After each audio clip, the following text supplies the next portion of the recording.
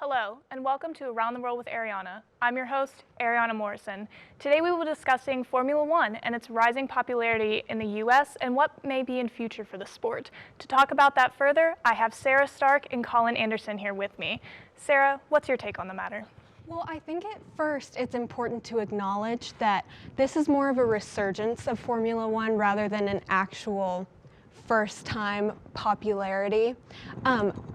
Formula One was in the past extremely popular in the U.S., particularly in the golden era of Formula One in the 1970s.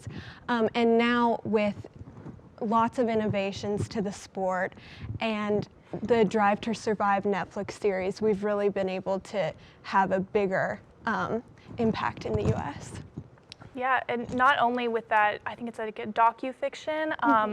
They even had a partnership with ESPN in 2018, allowing them to have like commercial-free coverage on channels, and I really think that will bring more popularity to the sport as a whole.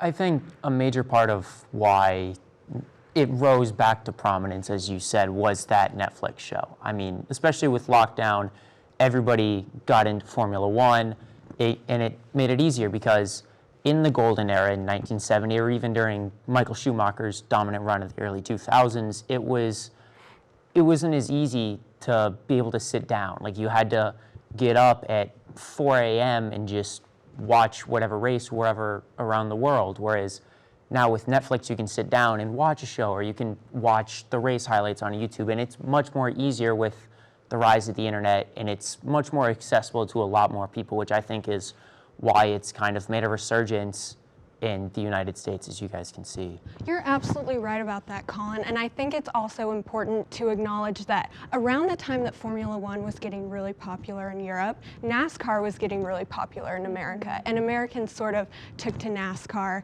way easier than they took to Formula One because it's a European-made and innovative sport rather than NASCAR, which has been very Americanized since the beginning. Yeah, because NASCAR used to be the fastest growing sport in America, and that was 20 years ago, so early 2000s, but Formula One currently has taken that title.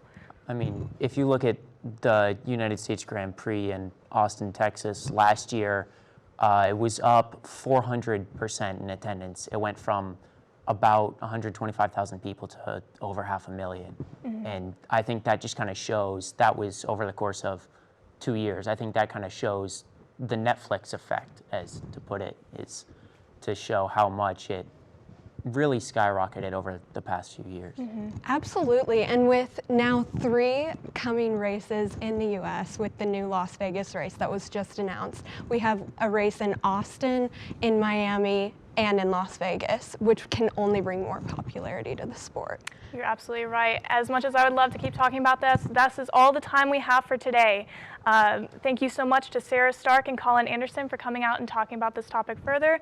This has been Around the World with Arianna Morrison. I'm Arianna Morrison. We'll see you next time.